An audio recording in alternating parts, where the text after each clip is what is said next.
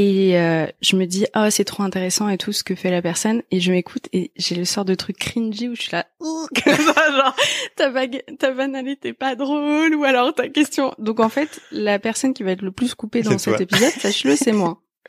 Mais on coupera tout ce que tu veux. Non, mais je suis pas contre le fric, je te laisse complètement. On va tester le son. Je veux bien que tu parles dans le micro. Est-ce qu'il faut que je prenne une voix podcast et que je parle comme ça? Non, ici, on reste soi-même. On n'est pas là, téléphone rose. Bonjour, oui. Il y a des gens qui vont t'écouter en dormant, hein, sache-le. Enfin, en s'endormant. En plus, c'était mon truc. Moi, je sais pas si tu m'as connu à l'époque de mon blog où je prenais cette voix de t'avais pute. Un blog? Ouais, mais on non. en parlait aussi de ça, de l'époque blog. Oh, c'est drôle. Vieux, quoi. Bof. On arrive tous là. Hein. Je peux commencer? Vas-y, pardon. Bienvenue dans La Leçon, le podcast sur l'art d'échouer. Cette semaine, je suis ravie de recevoir Frédéric Biraud, coiffeur et fondateur de la marque Cut by Fred, qui s'apprête à fêter ses 5 ans en octobre. Petit clap, clap, clap, même si on n'est que 2. Full! Wow. Oh my god. Is it really him? Cut by Fred, ce sont des produits vegan, des formules méga clean, des packaging en verre ou carrément compostables. Alors ça m'a fasciné. Bref, une marque que j'aime et que j'utilise à titre personnel, donc ça me fait plaisir ici, et c'est pas sponsor, hein, je précise, de vous la recommander. Menteuse, tu as été payé $1 million pour ça. Ah, j'aimerais bien. J'arrête le podcast. Allez, ciao la compagnie. Bye. Bye. Avec des gros titres. À cause de Fred, Pauline arrête le podcast. Elle a monté un élevage de chiens dans le Luberon. Non, vraiment, avoir une ferme avec que des mini. Des mini chevaux, des mini lamas. Oh oui. Viens, on se casse. Vas-y, on fait ça. Que des mini, que des bébés. Je suis pas fréquentable. Et après, on fait l'amour dans le pré et tout ça. Oh, l'horreur. C'est une espèce de boucle. Génial. Ah, on n'est pas fréquentable. Hein. Dis-moi, faut que je te dise un truc aujourd'hui. Je voulais te faire cet honneur. Je me suis lavé les cheveux pour toi. Merci. Trop de bonté. Voilà, parce je veux que d'habitude, tu le saches. Tu es dégueulasse. Tu as les cheveux grattés. Je censurerai ce passage. Ensemble, on va discuter d'un truc hyper intéressant. Aujourd'hui, t'as un coiffeur qui est très reconnu pour ce que tu fais. T'as une grosse présence sur les réseaux sociaux. T'as une marque qui cartonne. C'est hyper rassurant de se dire que derrière tout ça, il y a aussi des moments de bide, des tests, des trucs que t'as dû recommencer. Ouais. Et alors, les gens sont peut-être étonnés de le savoir, mais tu as raté ton CAP. J'ai raté mon CAP de coiffeur. Exactement, ouais. Donc, c'est pas très conseillé quand on veut être coiffeur, mais bon, il y a plein de trucs derrière. En fait, le milieu de la coiffure, c'est un truc un peu vieux, un peu ringard, qui a pas bougé depuis 60 ans, quoi. Et les CAP coiffure, ce qu'on apprend à l'école, c'est un peu vieillot. Et donc, moi, j'ai passé le CAP il y a 20 ans. 2-3 ans. Il y a 25 ans. Et on nous apprenait des trucs qui se faisaient déjà plus, genre les permanentes. Putain, c'est dingue. Les mises en pli. Et moi, donc on m'apprenait à faire des permanentes toute la journée, et je trouvais ça déjà pourri. Et parce que je faisais mon apprentissage dans le salon, et déjà on n'en faisait plus. C'était vraiment les petites mamies qui faisaient ça. Et je me disais, mais pourquoi on nous apprend ça toute la journée? Pourquoi on se fait chier pendant 12 heures à faire des permanentes? Et donc le CAP, c'était ça, c'est faire une permanente parfaite, faire une mise en pli parfaite. Donc personne fait les mises en pli. De ouf, c'est dingue. À part, je sais pas si t'es. Les pauvres personnes qui s'en font encore sont en train de disparaître petit à petit, en plus. Hein. Exactement. Donc je trouvais ça pas très intéressant. Et donc par la force des choses, comme j'étais pas intéressé par ce qu'on m'apprenait, j'ai raté mon CAP. Et le salon que tu avais trouvé pendant ton apprentissage, tu te sentais bien là-bas? Ça se passait comment au quotidien? Ouais, j'ai commencé à travailler à 15 ans. À sortie de 3e, donc j'ai vraiment pas fait d'études du tout. Et je suis arrivé. Ça te plaisait d'avoir ton indépendance aussitôt? Ouais, c'était surtout que je voulais être coiffeur depuis toujours et que je me suis jamais posé la question. Donc c'est une espèce d'évidence. Aujourd'hui, je me rends compte que c'est une chance de pas se poser la question de ce que tu veux faire dans la vie. Genre, tu sais. Et moi, j'ai toujours voulu être coiffeur, donc un peu la caricature, tu vois. J'avais des poupées, je coiffais ma mère. Oh, mais je comprends tellement. Tu sais que c'était mon rêve aussi pendant des années. Ah ouais. C'est drôle. Ouais. Il y a une sorte de truc, sensuelle et presque primaire avec les cheveux. Je sais pas, c'est... Ouais. Il y a quelque chose dans le cheveu, dans le fait de prendre soin de ses cheveux qui est tellement important. Mm-hmm. Je peux tout à fait te comprendre et je pense que beaucoup de personnes comprendront ce que tu ressentais par ça, quoi. Ouais. Et puis c'était un truc, complètement irrationnel, tu vois. Je voulais juste être coiffeur, ça m'était tombé dessus comme ça. Personne dans la famille l'était ou quoi que ce soit, donc c'est juste une vocation, quoi. Tes poupées, elles étaient toutes nues, mais elles avaient des tresses à vous. Elles avaient des tresses, elles avaient des coupes de merde, elles avaient des carrés pourris, parce qu'au début c'est nul, mais bon. Ouais, t'as un peu évolué depuis, Dieu merci, ouais. Et qu'est-ce qu'on racontait sur le salon? Le salon, je suis arrivé. Donc j'avais 15 ans et je suis arrivé dans un salon de plein de nanas, avec que des nanas de 40, 50 ans, vraiment des coiffeuses depuis toujours. Et donc j'étais le petit gamin de 15 ans en province dans un salon de nanas. Et ça m'a appris la vie, quoi. Et c'était un apprentissage un peu à l'ancienne, parce que c'était donc il y a 25 ans, 30 ans, et avec que des vieilles coiffeuses qu'on avait chié dans le côté apprentissage, tu sais, à l'ancienne, où t'en chies. Donc ils voulaient reproduire ça. Ils ça. reproduisaient malgré elles le truc, donc c'était un peu de l'esclavage, mais c'était quand même intéressant. J'ai appris plein de trucs. T'as des anecdotes justement à ce propos de moments, je sais pas, un brushing qu'on t'a fait refaire, ou je suis hyper curieuse, c'était mon premier coiffeur sur le podcast, alors je suis trop contente. Écoute, j'ai pas vraiment d'anecdotes précises comme ça, je me souviens juste que c'était beaucoup de travail pour un enfant, en fait, parce que t'as 15 ans, c'est clair. C'est plus comme les enfants de 15 ans aussi aujourd'hui qui sont vachement grands et tout. Moi, à 15 ans, j'étais un bébé, quoi, vraiment, qui commence dans le monde du travail. Donc, je pense que ça t'aide à grandir, à aller hyper vite, hein, mais donc j'ai appris avec elle, et donc je passais mon apprentissage en même temps. Donc, j'étais une semaine par mois à l'école et jusqu'à passer mon CAP. Et donc il fallait trouver des modèles, et moi j'avais pris un modèle féminin, j'avais pris ma mère, et un modèle masculin j'avais pris mon premier mec. Donc j'avais, je sais plus. Qui t'a largué à la suite d'une coupe de cheveux juste avant. Oh non, je faisais une vanne de merde. Oh oui, non. C'était premier amour, première découverte en plus de sexualité, etc. Donc c'était un CAP sur fond de tension sexuelle pourrie. Complètement nul, avec de la frustration et tout ça. Bon, donc je prends ma mère, donc je lui fais cette fameuse permanente. L'amour d'une mère. Pour une permanente. Je pense qu'elle est sortie de son corps, tu vois. Dans ce moment-là, elle était là, elle se regardait dans le miroir, elle était en absence totale. Et je lui fais une mise en pli, on aurait dit Amy Winehouse meets une vieille pute des années 60, affreuse, un vieux truc pourri de volume. Bon, tu t'en rendais compte, toi, que c'était immonde, ou alors? Je savais que c'était pourri ce qu'on nous apprenait, tu vois, donc. J'y allais, j'y allais à fond, quoi. Mais bon, avec un tout petit avec ma patte. Donc c'est pour ça, c'était un peu Amy Winehouse, c'était un peu décoiffé, donc c'était pas assez clean, c'était trop.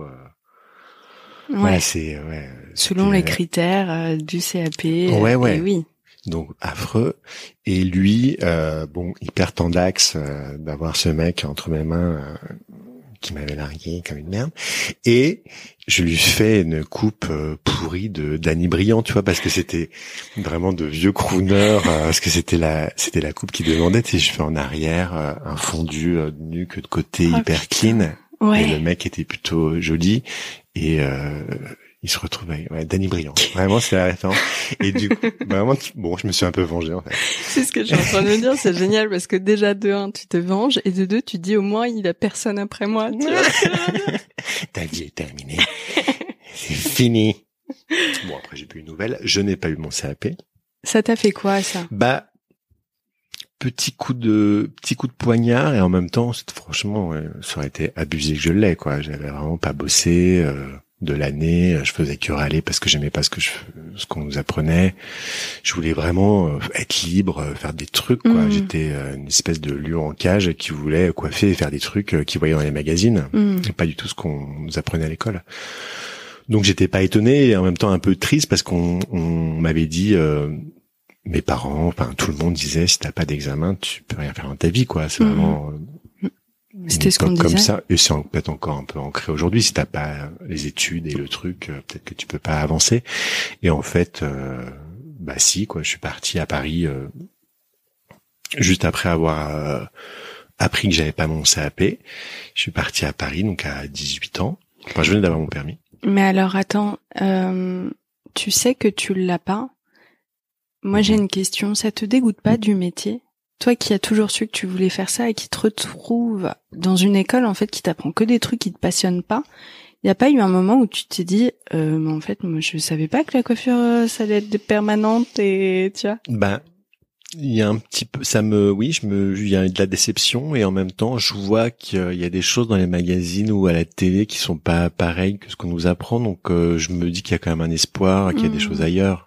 C'est très abstrait, mais oui, je suis un peu dégoûté, mais en même temps, je suis trop jeune pour me dire c'est la mauvaise voie ou quoi que ce soit. Et puis en plus, je l'ai tellement en moi ce truc que ah ouais, c'est fou, c'est juste j'y beau. vais et puis voilà. Et puis en arrivant à Paris, je trouve un job dans la journée en arrivant comme ça.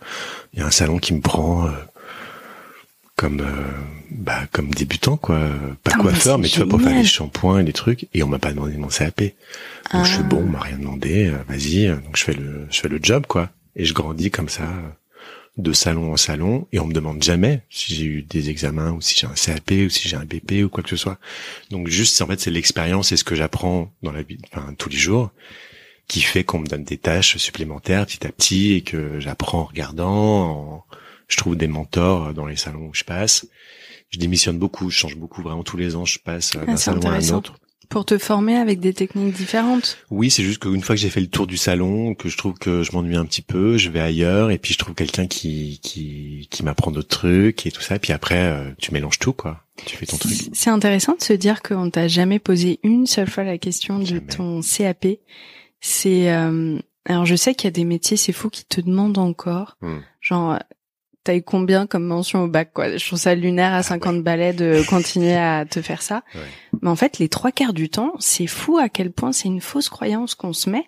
Parce que la réalité, c'est ça. T'arrives dans un salon, ils ont besoin de quelqu'un pour shampouiner, t'arrives, t'essaies de proposer un truc. Ouais. C'est ta motivation, ta force intérieure, ta persévérance qui fait le taf, en fait. Exactement. Ton énergie et tout. Et moi, aujourd'hui, je connaissais plein de gens à l'époque qui avaient le CAP et le BP et que je trouvais nul à chier, donc, ok. Tu vois, sans jugement, mais juste vraiment non, des gens qui... Non, tu vas pas non plus citer leur nom ici, on n'est pas là pour ça. Julie, t'es nulle. Tu sauras qui tu es.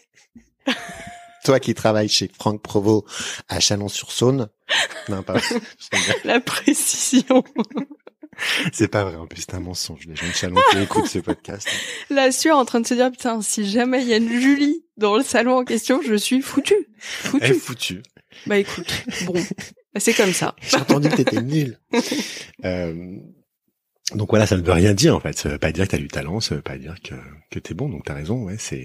Mais c'est fou qu'on me l'ait pas demandé, parce que. Et si on te l'avait demandé? Bah je sais pas. Écoute, qu'est-ce que ce serait passé? Tu l'aurais refait? Je pense que si on m'avait demandé, peut-être qu'on m'aurait pas pris, hein, peut-être tout connement. Mais après, je sais pas. Je pense que je présentais pas trop mal et que on se dit bon, il est mignon, vas-y. Tu vois. Et ça passait comment auprès de tes parents? Moi, je sais que j'ai une famille qui était très très rassurée par les diplômes. Peut-être aussi parce que personne n'a eu de diplôme post-bac, tu vois. Ouais. Donc il fallait que je coche un peu ces cases-là. Ouais, c'est beaucoup de monde ont ça, et c'est vrai qu'il y a cette pression-là. Bah moi pareil, ils ont pas de diplôme, rien du tout, et ils sont pas très encourageants, et ils sont pas très. J'ai pas eu des parents très. C'est super ce que tu fais, pas du tout, quoi. C'était vraiment toujours un peu ouais bon. Voilà. Ok. Donc quand je l'ai pas eu, c'était fallait travailler, tu vois, tu vas rien faire de ta vie. Ah, c'est dur ça. Et en même temps, c'est ce qui te pousse aussi à faire des trucs, parce que tu le dis souvent, c'est soit tu te construis pareil ou soit tu te construis à l'inverse. Ouais. Donc voilà, au bout de 20 ans de psy, tu te dis en fait c'était super d'avoir des parents comme ça, parce que ça te pousse à faire l'inverse, quoi. Et c'est intéressant, ouais. Et à aller dire non, ils ont tort. Et toi, ça a été un peu l'huile pour le moteur, en fait. Oui, c'était un moteur, ouais. D'avoir une mère où c'est jamais assez bien. Ouais. C'est toujours un peu, les autres c'est mieux. Ça m'a toujours donné envie de lui montrer que, même si on a rien à foutre, mais c'est, en fait, ça m'a donné un truc, une force, une espèce d'instinct où je fonce, quoi. Ouais. Et puis ah ouais, c'est fou, moi c'est mon père qui était comme ça. Et je me dis, est-ce que ça s'arrête un jour? Parce que moi aussi, je vais voir une psy, un psy en l'occurrence maintenant. Et parfois, je me pose la question, parce qu'il y a un côté très sain à ça, je trouve. Ouais. C'est qu'on arrive à tirer quelque chose de tout ça et en faire une force. Mais de l'autre côté, parfois, je suis un peu fatiguée, tu vois. C'est fatigant, ouais. Ouais. Toi, parfois, t'arrives à genre te poser tranquille ou alors t'es quand même encore dans cette énergie de... Il y a, quand je suis pas avec elle et que je la vois pas, ou que je les vois pas, ça va. Non, je suis plus en recherche de l'impressionner ou quoi que ce soit. Ça fait du bien, ça. Au bout d'un moment, tu lâches et puis t'acceptes, tout ça. Mais c'est vrai, quand t'es en contact avec tes parents, moi surtout avec elle, il y a, au bout de 2-3 jours, elle te remet dans une position d'enfant. Et ouf. Donc, tu t'énerves, quoi. Et tu redeviens cette espèce d'enfant agacé à qui on dit qu'il est pas assez bien. Donc, du coup, tu supportes plus rien. N'importe quoi, tu dis non mais n'importe quoi, qu'est-ce que tu m'agresses? Putain, on est tous les mêmes, c'est dingue. Est-ce que t'as eu des anecdotes, s'il te plaît, genre même si c'est pas toi qui l'as vécu à l'époque, vu des ratages en coiffure?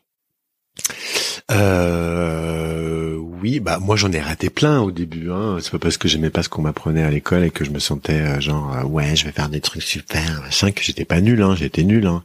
Mes premières coupes, elles étaient pourries, hein. Donc mes premières couleurs, tout ça. Donc oui, j'ai fait des gros ratages, des franges trop courtes. Tu sais que tu tires la frange. Oh non. Tu veux couper au niveau du sourcil et puis en fait tu lâches et ça remonte et t'as une frange. Vraiment, c'est. Tu m'avais dit jacouille. Ouais, c'est ça. Donc c'est affreux. Plein de trucs comme ça. J'ai vu sur TikTok, c'est incroyable, une nana qui dit: j'adore ma coiffeuse, elle me fait ma frange depuis des années, je ne comprends pas, cette fois-ci la frange est totalement ratée. Et elle y retourne et la coiffeuse se gratte la tête et mais je comprends pas, il y a genre 2 gros centimètres au-dessus des sourcils, enfin, le truc est cata, tu vois, vraiment c'est même pas frange courte stylée, non c'est moche.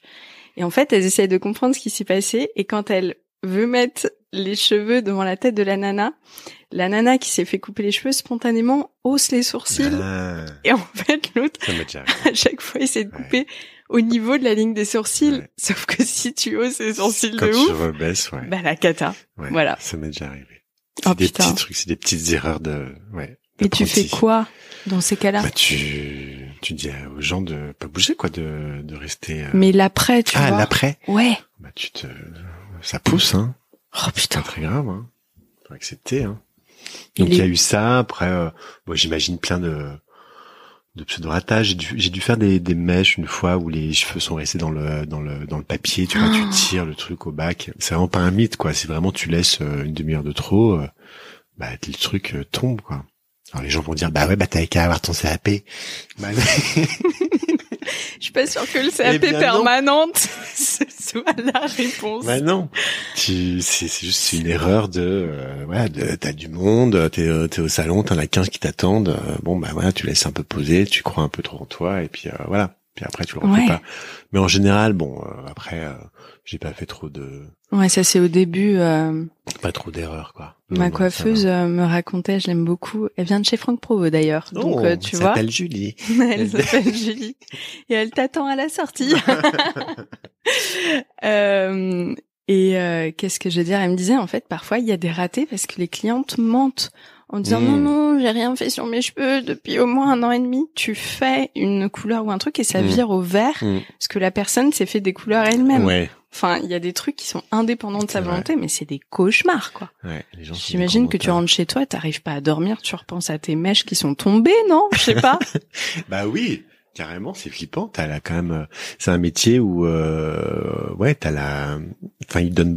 viennent te voir, les gens, avec beaucoup d'attentes. Souvent, ils sont dans des changements de vie, tu vois, ils ont envie tu viens les alléger de quelque chose de leur vie, tu viens les soulager, tu viens les prendre soin. Quand t'es vraiment à l'écoute et que après moi, quand coiffeur, comme je le faisais dans mon salon, là, où on prend très peu de gens dans la journée, où tu prends vraiment 2-3 heures, t'es que avec la personne, tu peux parler vraiment pendant 1 heure avant de commencer pour bien débriefer de ce que tu vas faire et tout. Les gens ils se confient à fond, quoi. Quel kiff. Mais t'as une responsabilité du coup énorme parce que elles ont une attente À la fin, c'est pas juste une coupe de cheveux et une couleur. Elles veulent quitter leur mec, elles veulent quitter de job, elles veulent changer de vie, elles savent pas comment faire et ça commence par les cheveux, quoi. Ouais, de ouf. On dit que les cheveux portent aussi beaucoup de nos bagages émotionnels. Hein. Ouais. C'est quelque chose... Ah bah oui, les gens qui arrivent, qui ont les cheveux longs, qui les veulent courts, je fais bon, qu'est-ce qui s'est passé? Vas-y, raconte. Donc la larme, tout ça. Mais bon, c'est intéressant. Ouais. On est des psys, hein. Mais ça fait du bien parce que tu prends soin des gens, tu les fais sentir plus beaux. Enfin, c'est un métier magnifique. Ouais. Parce que ça englobe pas que couper des cheveux. Non, et ça on l'apprend pas à l'école, tu vois. Et ce côté humain et émotionnel, je savais pas que c'était ça qui me manquait, mais en fait c'est ça qui me manquait, que j'ai appris par l'expérience et par le fait de passer d'endroit en endroit et d'apprendre comme ça avec les gens, quoi. C'est eux qui t'apprennent. Et question con, comment tu te protèges toi aussi, parce que j'imagine que comment tu prends soin de toi, comment tu te protèges, ça doit être un peu lourd, non? Ouais, après il y a des gens à qui tu donnes et des gens à qui tu donnes pas, quoi. Oui, il y a des gens où tu fermes. Aussi. Voilà, et puis il y a des gens qui veulent que ça se passe pas bien, qui veulent que juste tu bloques, quoi, tu fermes t'apprends avec le temps, quoi, au début tu prends tout, t'es une éponge, puis après avec le temps tu fais ok, là on va pas s'entendre et donc ça c'est un truc qui vient avec le temps. Ouais, avec l'expérience des années. Quoi tes tips, ça m'intéresse. Comment tu fais? Ouais. J'en profite, je pose toutes les questions sur ton métier comme ça. Déjà c'est de rien prendre personnellement, tu vois, c'est vraiment la personne, elle parle quand elle t'agresse, elle parle pas de toi vraiment, elle parle d'elle en fait. Elle expose, je sais pas, ses colères, c'est plein de trucs, donc juste de pas le prendre personnellement, vraiment de mettre la distance en respirant tout simplement et puis en observant. Et souvent quand tu réagis pas et que t'es pas en réaction, quand t'as quelqu'un qui t'agresse, si t'es en réaction, bon après c'est la montée, tu vois, ça monte et ça se fight. Mais si tu réagis pas et si t'es pas en réaction face à des agressions extérieures, il se passe rien en fait, le truc s'arrête, quoi. Juste, il faut pas réagir. Ok, c'est intéressant. Donc, ne rien prendre personnellement, en tout cas quand ça concerne pas une technique précise, et penser au fait que ça vient d'elle et que tu es juste un miroir de ce qu'elle ressent. Ouais. C'est chouette parce que ça s'applique à beaucoup de choses. Tu parles de ta mère. Oui, je pense aussi, que là c'est pas. C'est vrai que c'est un truc de vie. De ouf. Ou dans un couple, tu vois, quand les couples qui s'engueulent tout le temps, c'est insupportable, mais parce que tu les vois faire, quoi. C'est la surenchère de réactions et de peur qui s'active. Faut juste, ok, là, je vais pas lui balancer mes peurs à la gueule mais tu vois, après c'est compliqué, mais.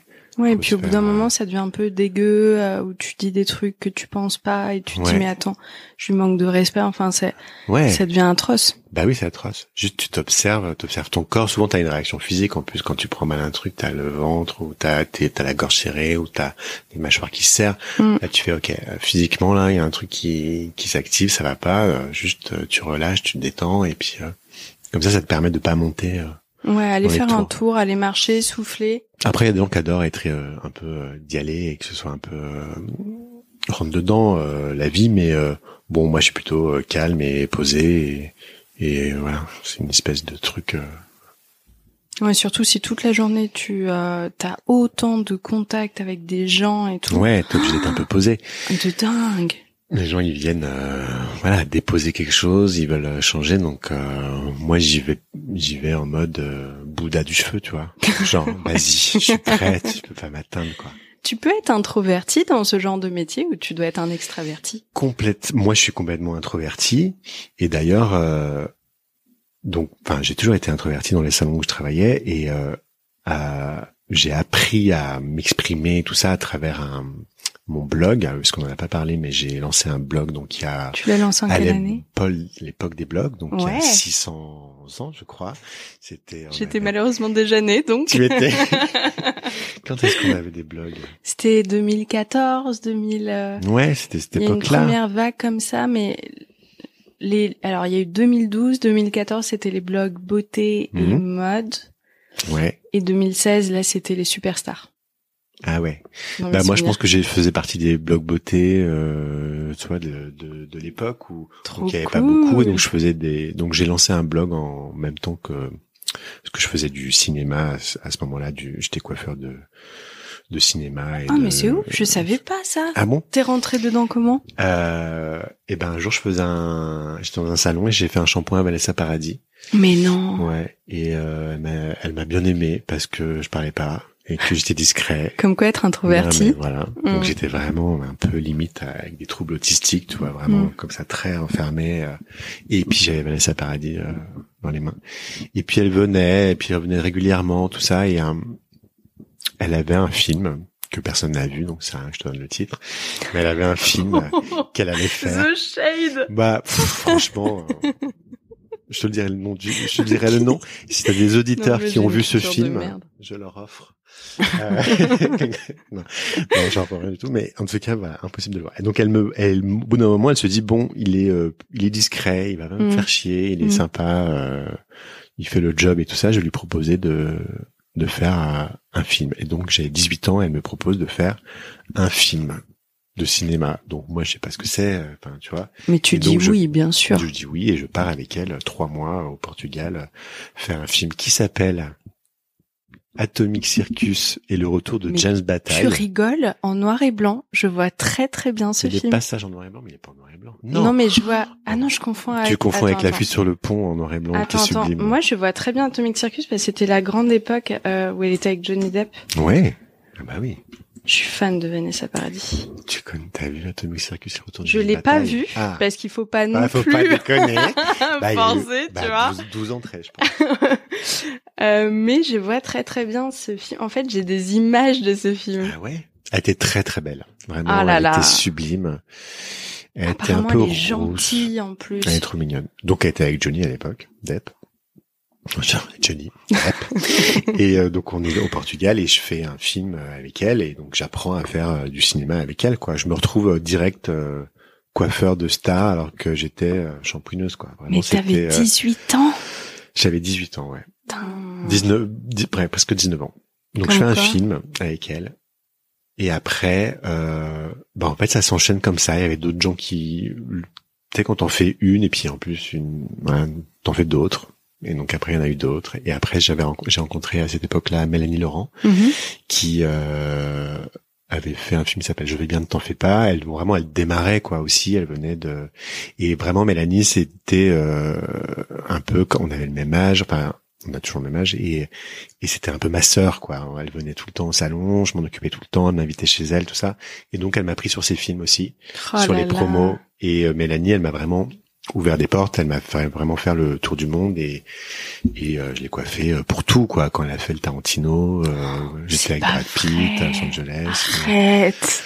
Donc ouais, j'ai grandi avec elle et elle m'a vraiment donc voilà. Et puis quand t'en fais une, deux, après elle t'appelle toutes. Et donc je suis devenu coiffeur de star, mais j'ai même pas décidé. Donc j'ai fait ça pendant 10 ans. Pardon, je me suis évanouie après Brad Pitt. Brad Pitt, oh mon Dieu. Ouais, il m'a dit qu'il m'aimait bien en plus. Oh putain. Il m'a dit I like you. Me too. Je me suis j'étais une flaque. Mais tu m'étonnes. Ouais. Comme quoi on est vraiment à 2 personnes tu vois. Moi je suis à qu'une personne de Brad Pitt. Une personne de Brad. Bon attends, j'ai pas son numéro. Ouais, c'est ce que j'allais te demander. Non. Donc voilà, et époque coiffeur de star, je reviens de cette époque-là et des films et tout où je me fais un peu chier au bout de 10 ans sur les plateaux de cinéma parce que ça tourne un petit peu en rond et voilà, et j'ai envie de faire d'autres choses et je lance un blog parce que c'était l'époque des blogs beauté et je vois ces filles qui font des tutos make-up et tout ça et je me dis mais si je faisais des tutos cheveux sur un blog, il y a ça aux États-Unis, il n'y avait pas en France. Et donc je lance un blog pourri, mais bon, que je fais moi-même, et donc je trouve le nom Cut by Fred à ce moment-là. Génial. En pleine nuit, je me dis Cut by Fred. Ouais, ah mais ouais, comme ça faisait sens avec ton passé dans le cinéma. Exactement. En plus. Ouais. Top. Ok. Donc je lance ça. Et tout de suite, c'était l'époque où Sophie Fontanelle avait un blog aussi, où elle écrivait tous les jours. Sûr. Elle repère le truc, elle en parle. Après, il y a Café Mode Je te parle d'une époque, je sais pas si t'as connu. Si, Café Mat, c'était vraiment le blog. Géraldine Dormois, voilà. Qui en parle et tout ça. Et d'un coup, vraiment en 15 jours, ça devient le blog coiffure. Et je suis dans Elle, et je suis dans Gratia, et je suis dans machin. Et c'est Cut by Fred, c'est arrivé comme ça, c'est pas un blog où je donnais des conseils cheveux. Et tu me demandais si j'étais introverti, s'il y a besoin d'être extraverti. Quand t'as face à une caméra ou à un téléphone et que tu fais du montage, tu fais ce que tu veux avec ton image. Et donc, je faisais une image de mec hyper sympa, hyper drôle, qui est hyper généreux dans ses conseils, qui t'apprend à te coiffer avec une épingle, tu te fais une coiffure de mariage, machin. Donc, c'était vraiment le blog où tu venais fouiller et prendre des idées coiffure, avec un mec hyper sympa et tout. Mais tu me croisais dans la rue, tu disais pas, il est hyper sympa. Tu disais, c'est qui, c'est mignon. Moi, ça me touche toujours de savoir qu'on peut être, réussir vachement bien dans ce qu'on fait tout en ayant, ces petites, je dirais même pas des faiblesses, mais tu vois, ces petits trucs à soi. À chaque fois que je rencontre un acteur ou une actrice incroyable sur grand écran qui est timide, en fait, je trouve ça d'autant plus touchant parce que c'est humain, tu vois. Oui, bien sûr. Et je préfère quelqu'un comme toi qui est vraiment lui-même que voilà, je suis un peu introverti, plutôt qu'un mec méga show-off où tu te dis mais qui est la vraie personne derrière le sort de masque énorme. Ouais. C'est bien de faire des fois un petit peu semblant. Donc, par exemple, sur le blog où vraiment c'était, putain, qu'est-ce qu'il est sympa, ce Fred. Vraiment, il est rigolo. Alors que Cut, bof. Et puis en vrai, bon. En vrai, d'entre timide, donc, du coup, voilà. Mais c'était une époque, une époque des blogs, quoi. Donc, ça a marché vraiment. C'était avant Instagram, tu vois. Ouais. Après, il y a eu Instagram. Et après, j'ai lancé la marque Cut by Fred, donc 10 ans après le blog. C'est fou parce que, tu vois, comme t'étais hors cadre et depuis toujours un peu envie de faire ce que tu voulais à ta sauce, en fait, ça t'a amené à tester plein de trucs au lieu de te mettre un cadre toi-même. C'est le même métier, mais sur plein de supports différents. Que vraiment, dans le cinéma, c'était autre chose. Le blog, c'était autre chose. C'était vraiment de la transmission, mais c'était de la coiffure, mais des vidéos que je faisais. Donc, la première vidéo, j'ai mis 22 heures à la monter, je pense. Évidemment. Vraiment sur iMovie, elle est pourrie, mais bon. Et en fait, c'est l'émotion et c'est la vérité qui fait que ça fonctionne. C'est pas que ce soit beau, c'est pas que ce soit voilà. Et c'était ce qu'il y avait sur ce blog et ce qu'il y a, je pense, autour de cette marque, c'est vraiment, on fait pas semblant, on dit pas tiens, on va leur mettre une bouteille en verre, mais de la merde dedans. C'est clair. Vraiment, on se fait chier sur les formules, on se fait chier sur tout et on est vraiment. Je pense irréprochable parce que ça nous coûte une fortune à fabriquer et on cherche pas la marge à tout prix et tout ça. Donc il y a vraiment un truc de vérité, de sincérité depuis toujours sur le blog, sur la marque, parce que j'ai pas envie de me foutre de la gueule des gens, quoi. Je leur vends un truc, j'ai envie qu'ils soient heureux, quoi. Ouais, ça se voit dans tes gammes de produits. Tu sais, il y a pas le côté marketing comme une marque de salon où va y avoir la gamme pour cheveux brillants, la gamme pour cheveux renforcés, la gamme pour cheveux brillants et renforcés. En fait, tu comprends rien. Tout a une couleur. T'es paniqué. Toi, juste, on veut des cheveux beaux, sains. Un shampoing, tu veux les cheveux, un shampoing. Oui, c'est ça, voilà. Tu veux les soigner, il y a ce masque, il n'y en a pas 12, il y en a un. Ouais. Et il est pour tout le monde. Parce que j'ai jamais cru au marketing, à outrance, quoi. Donc après, voilà, ça... Mais alors, comment est-ce qu'on trouve son premier labo qui accepte de bosser avec des formules parce que tu avais une grosse exigence dessus? Dans tout ce que... en fait, Pardon, ça fait du bruit quand tu... Je suis stressé, j'ai besoin de toucher un truc. Prends mon chien. Donne-moi un chien fluffy. Ça va faire comme ça.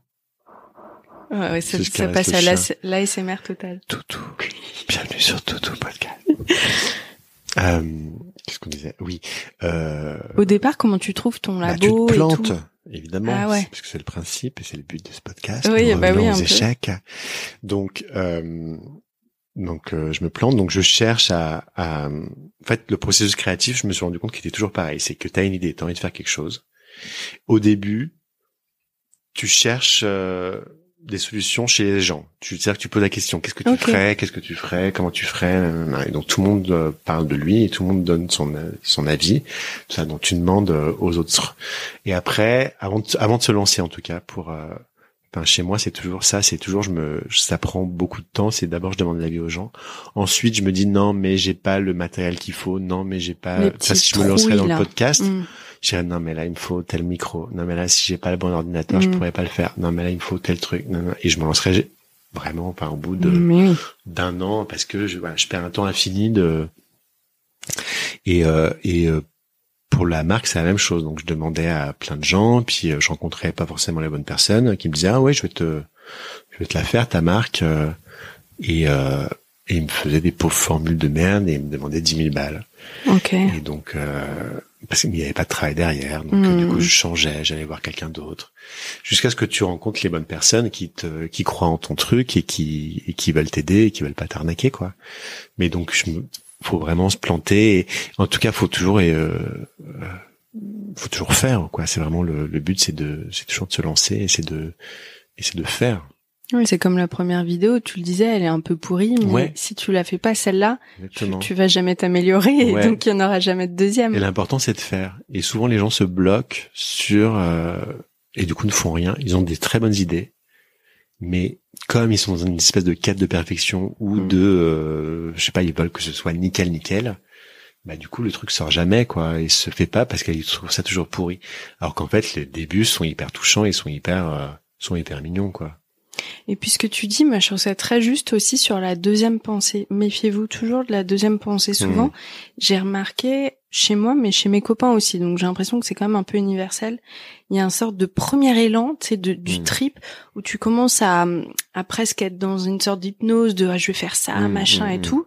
Tu laisses le truc mijoter un jour ou deux et tout d'un coup, ta deuxième pensée, c'est que des trucs en mode ouais, ça va être galère pour telle raison, mais en fait ça existe déjà. La deuxième pensée, c'est tout d'un coup tes peurs qui arrivent pour te calmer, quoi.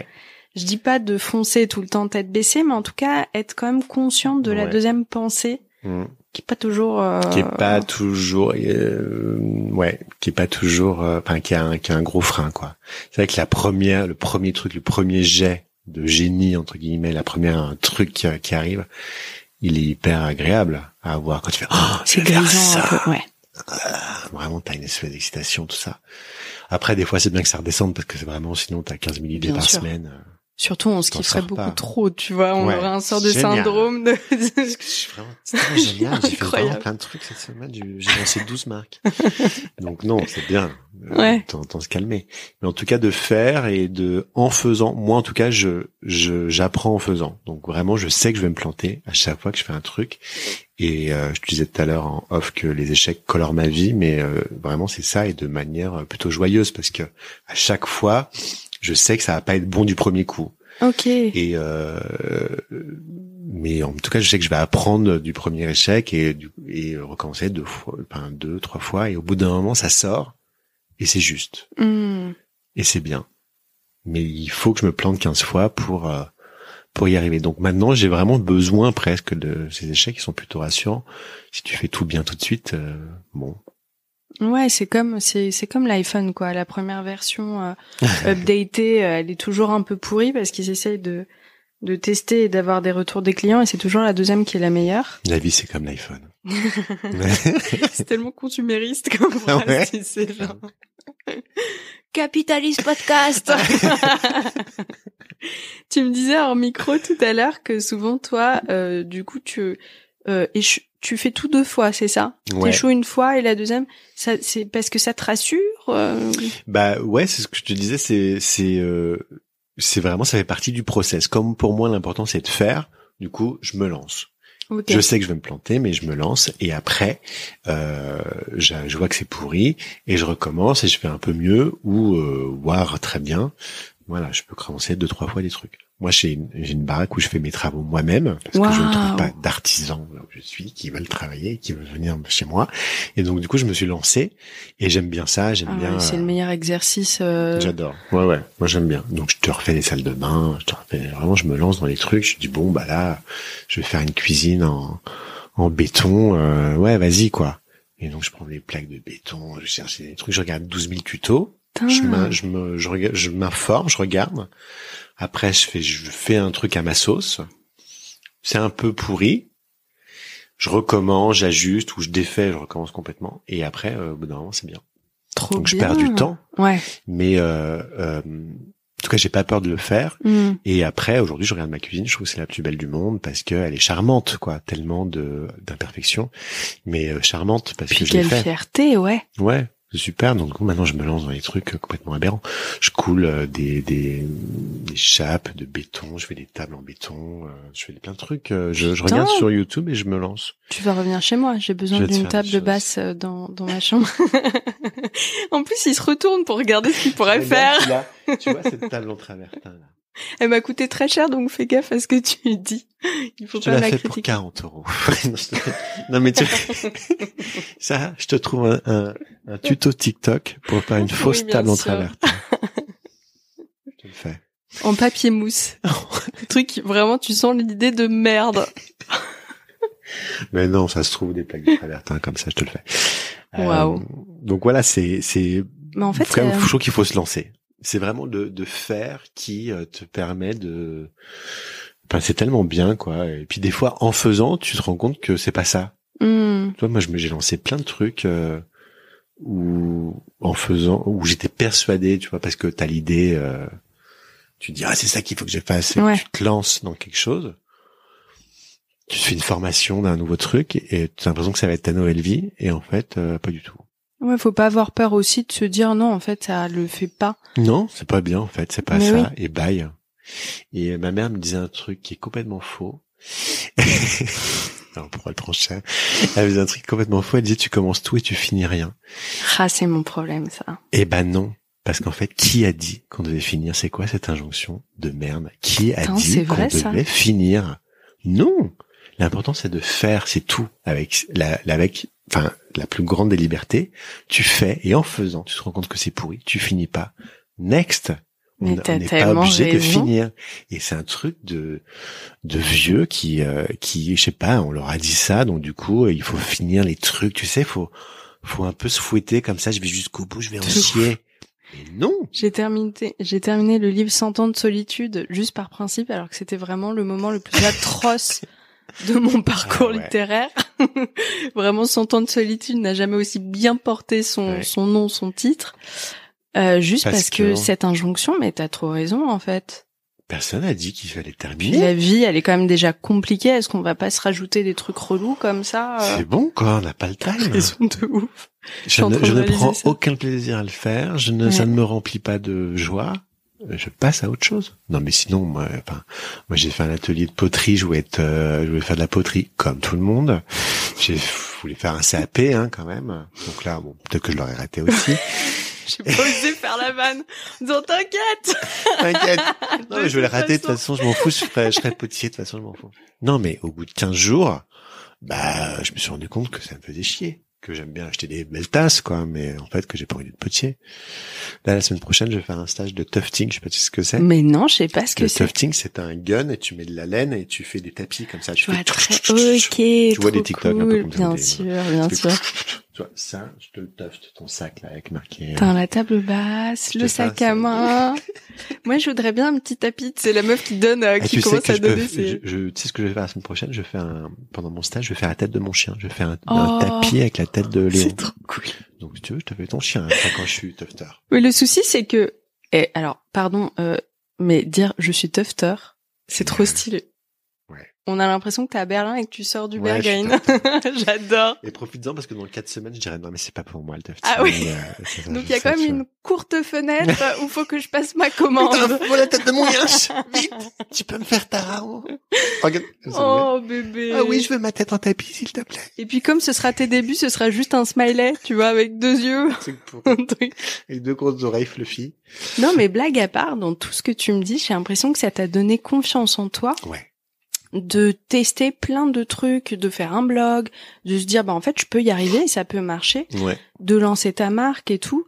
Je sais qu'il y a un célèbre philosophe qui est génial qui s'appelle Charles Pépin qui a écrit un livre sur l'échec qui est fantastique, qui a écrit un livre sur la confiance en soi, qui disait qu'il faut faire des choses manuelles, c'est le meilleur moyen de prendre confiance en soi, mais tu sais, la vraie confiance en soi, pas le faux I'm a genius, machin qu'on se répète devant un miroir, tu vois.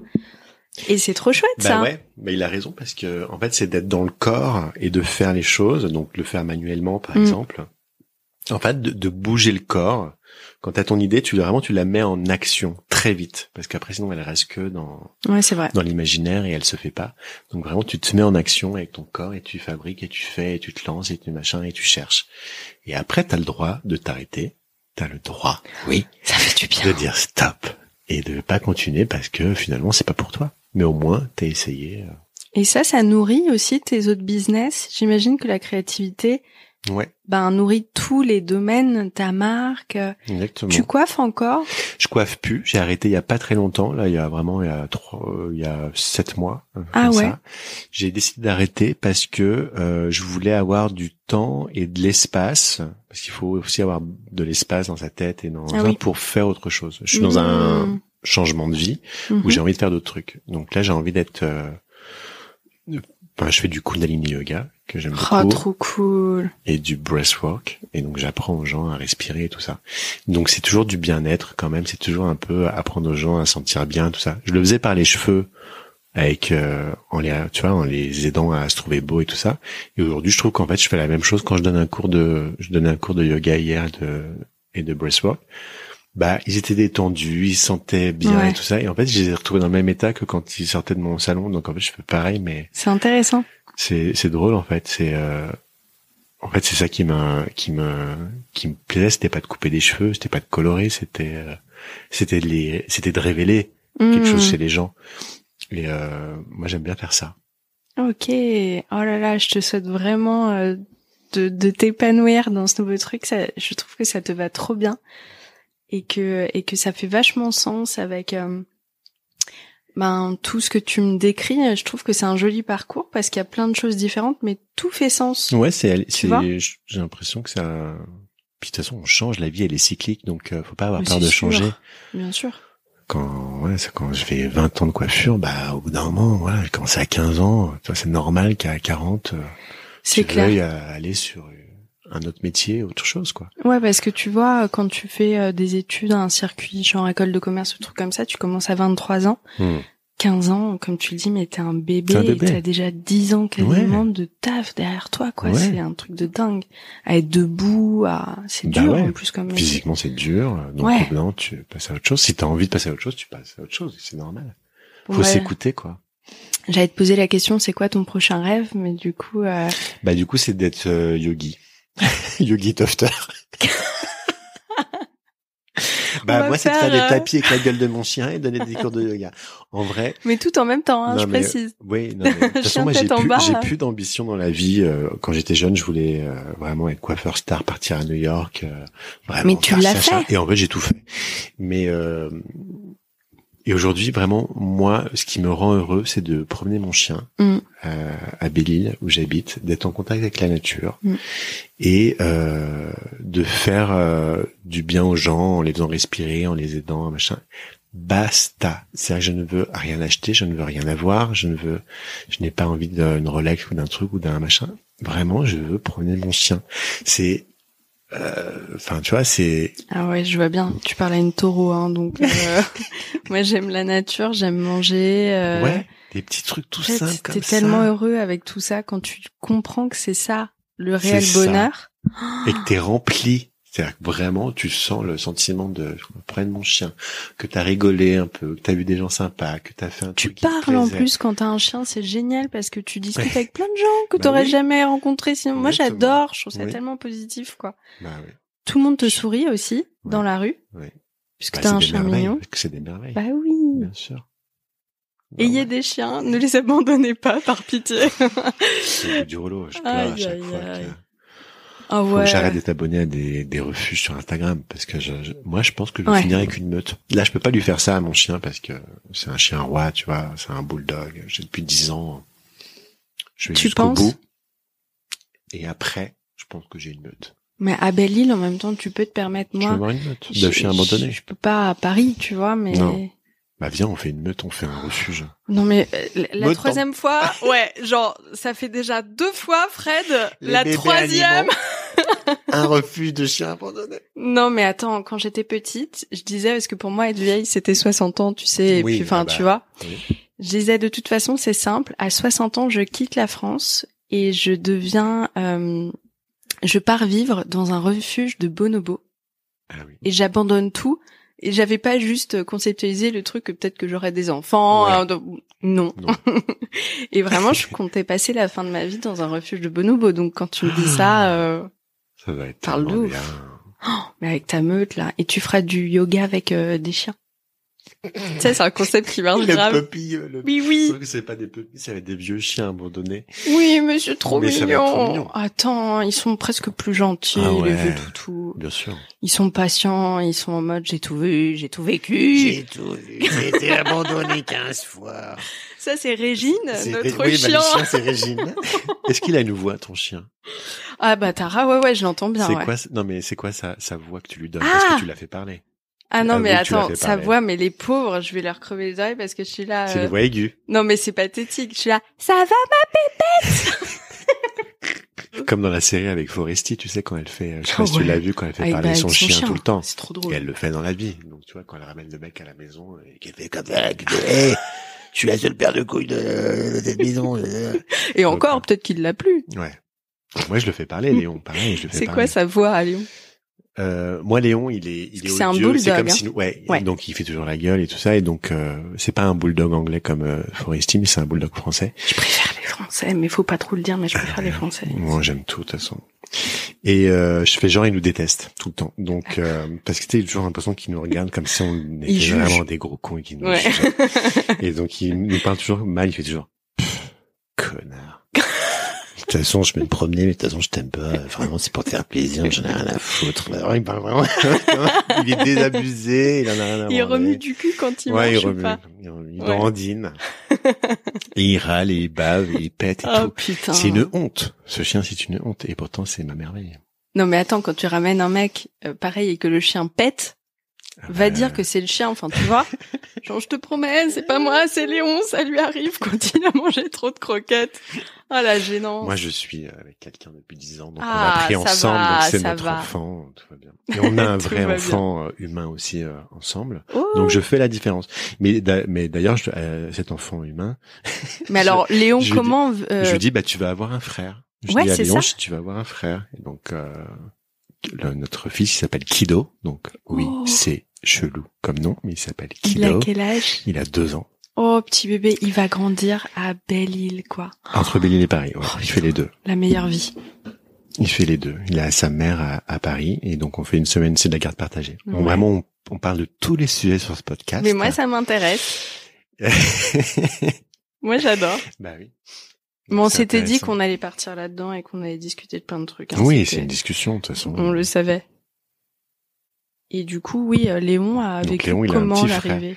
Bah il l'aime pas trop, mais mais bon, Il le tolère. il le tolère. Et des fois, il fait des trucs de bulldog, tu vois. Vraiment, il lui fonce dessus pour qu'il tombe, tu vois. Oh Ça putain. me fait rire. Je rigole quand Ah il tombe par ouais. terre. Je suis là.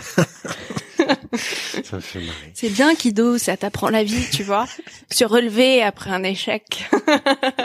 Mais au début, quand il y avait Kido, enfin, tu vois, il y avait vraiment, c'était un truc où vraiment il y avait Léon qui était là et vraiment fallait donner la même attention Ah ouais. aux deux, quoi. Enfin, Léon, il est jaloux.